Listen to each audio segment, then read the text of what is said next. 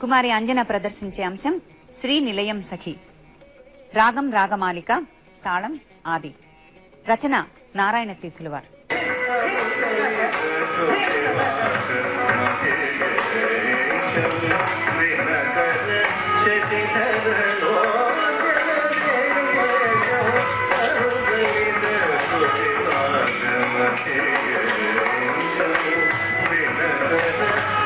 Hello.